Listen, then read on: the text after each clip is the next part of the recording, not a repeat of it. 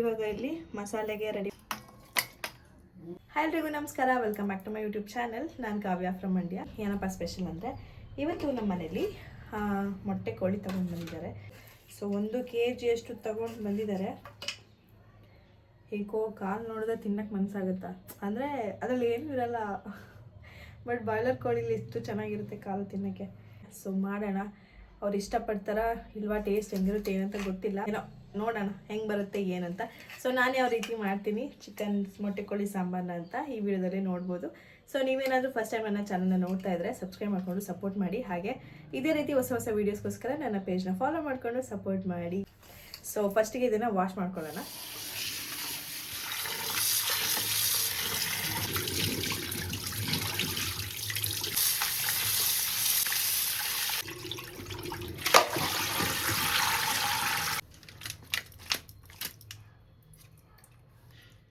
So ನಾವು ಚಿಕ್ಕವ್ರು ಇರಬೇಕಾದ್ರೆ ಏನೋ ಫಾರಮ್ ಕೋಳಿ ಅಂದರೆ ಬಾಯ್ಲರ್ ಕೋಳಿಲಿ ಈ ಥರ ಪುಕ್ಕ ಬರ್ತಿತ್ತಲ್ಲ, ನಾನು ನನ್ನ ತಮ್ಮ ಎಷ್ಟು ಕಿತ್ತಾಡ್ತಿದ್ವಿ ಅಂದರೆ ತಲೆ ಸುಟ್ಟಾಗ ಇದನ್ನು ನಾರ್ಮಲ್ ಕೋಳಿನೇ ಅನಿಸುತ್ತೆ, ಸುಟ್ಟಾಗ ಇದು ಚೆನ್ನಾಗಿರುತ್ತೆ ತಿನ್ನೋಕ್ಕೆ.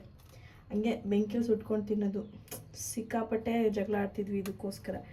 ಇವಾಗ ಇದಕ್ಕೆ ತಿನ್ನೋರೇ ಗತಿಲ್ಲ, ಯಾರಿಗೆ ಬೇಕು ಯಾರಿಗೆ ಬೇಡ. ಸೊ ಇದು ರೆಡಿಯಾಗಿದೆ.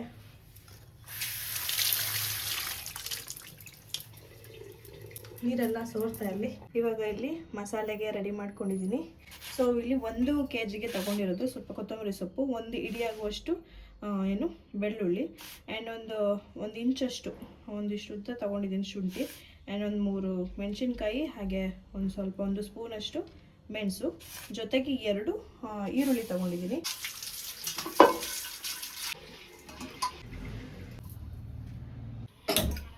ಇವಾಗ ಕುಕ್ಕರ್ನ ಕಾಯಕ್ಕಿಟ್ಟಿದ್ದೀನಿ, ಅದಕ್ಕೆ ಸ್ವಲ್ಪ ಎಣ್ಣೆನೂ ಬಿಟ್ಟಿದ್ದೀನಿ. ಅಷ್ಟರಲ್ಲಿ ಇದನ್ನು ರುಬ್ಕೊಬಿಡ್ಬೇಕು. ಎಲ್ಲ ಥರ ಮಸಾಲೆ ಏನೇನು ತೊಗೊಂಡಿದೆ ಎಲ್ಲನೂ ಹಾಕಿ ಇವಾಗ ರುಬ್ಕೊತಾ ಇದ್ದೀನಿ. ಕಾದಿರೋಂಥ ಎಣ್ಣೆಗೆ ಸ್ವಲ್ಪ ಈರುಳ್ಳಿ ಹಾಕ್ಬಿಟ್ಟು ಆಮೇಲೆ ಚಿಕನ್ ಹಾಕಿ ಚೆನ್ನಾಗಿ ಫ್ರೈ ಮಾಡ್ಕೋಬೇಕು.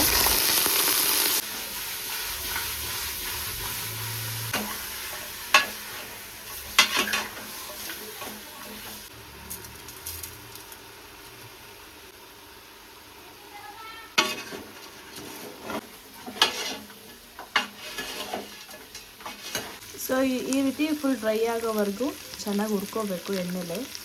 ಅದು ನೀರು ಬಿಟ್ಟು ಇವಾಗ ಸುಣ್ತೈತೆ, ನೀರೆಲ್ಲ ಸುಂಡೋಗ್ತೈತೆ, ಅಲ್ಲಿವರೆಗೂ ಬಿಡಬೇಕು.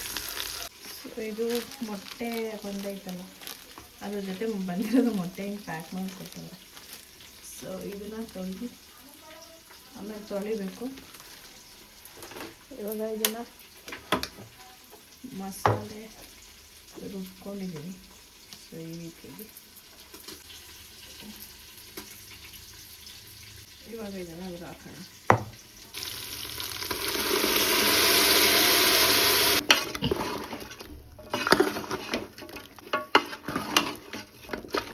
ಇವಾಗ ಸ್ವಲ್ಪ ನೀರು ಹಾಕ್ಬಿಟ್ಟು ಇದರಲ್ಲೇ ನಾನು ವಿಜಲ್ ಬರ್ಸ್ಕೊತೀನಿ. ಇದರಲ್ಲೇ ಚೆನ್ನಾಗಿ ಬೆಂದ್ಬಿಟ್ರೆ ಆಮೇಲೆ ಸಾಕಾಗುತ್ತೆ. ಎಷ್ಟು ನೀರು ಹಾಕಿ ಮೊಟ್ಟೆ ಕೋಳಿ ಆಗಿರೋದ್ರಿಂದ ಒಂದು 5 ರಿಂದ 6 ವಿಜಲ್ಲು ಬರ್ಸ್ಕೊಂಡಿದ್ದೀನಿ. ಇವಾಗ ಇದನ್ನು ಓಪನ್ ಮಾಡ್ತಾ ಇದ್ದೀನಿ. ಕಾಲುಗಳು ಹಂಗೇ ಕೂತಿದೆ. ಒಂದೊಂದು ತೆಗೆದು ನೋಡೋಣ.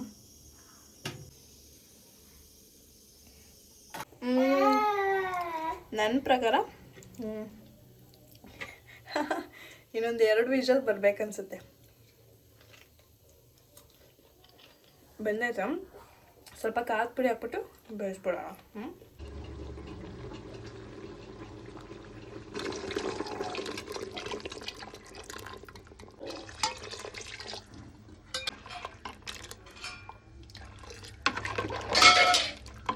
ಸೊ ನೆಕ್ಸ್ಟು ಮಸಾಲೆಗೆ ಸ್ವಲ್ಪ ಕಡಲೆ ಮತ್ತು ಮೀಡಿಯಮ್ ಸೈಜ್ದು ಟೊಮೆಟೊ ತೊಗೊಂಡಿದ್ದೀನಿ.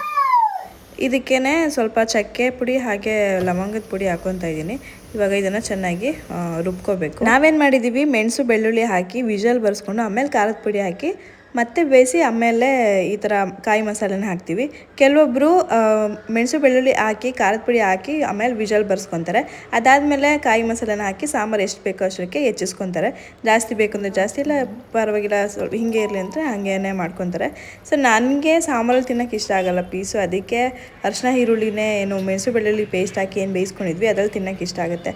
ಸೊ ಅದಕ್ಕೆ ಆ ಥರ ಬೇಯಿಸ್ಕೊಂಡು ಮಾಡಿದ್ದು. ನಿಮ್ಗೆ ಯಾವ ಥರ ಬೇಕು ಹಂಗೆ. ಇವಾಗ ಮೊಟ್ಟೆ ಕೋಳಿ ಸಾರು ರೆಡಿ ಆಗಿದೆ, ನಮ್ಮ ಯಜಮಾನ್ರಿಗೆ ಬಡಿಸ್ತಾ ಇದ್ದೀನಿ. ಸೊ ಈ ವಿಡಿಯೋ ಇಷ್ಟ ಆಗಿದೆ ಲೈಕು ಶೇರು ಕಮೆಂಟು ಮಾಡಿ. ನನ್ನ ಚಾನಲ್ಗೆ ಸಬ್ಸ್ಕ್ರೈಬ್ ಆಗಿಲ್ಲ ಅಂದರೆ ಸಬ್ಸ್ಕ್ರೈಬ್ ಹಾಕ್ಕೊಂಡು ಸಪೋರ್ಟ್ ಮಾಡಿ. ಸಿಗ್ತೀನಿ ಮುಂದಿನ ವಿಡಿಯೋದಲ್ಲಿ. ಎಲ್ಲರಿಗೂ ಟೇಕ್ ಕೇರ್, ಬಾಯ್.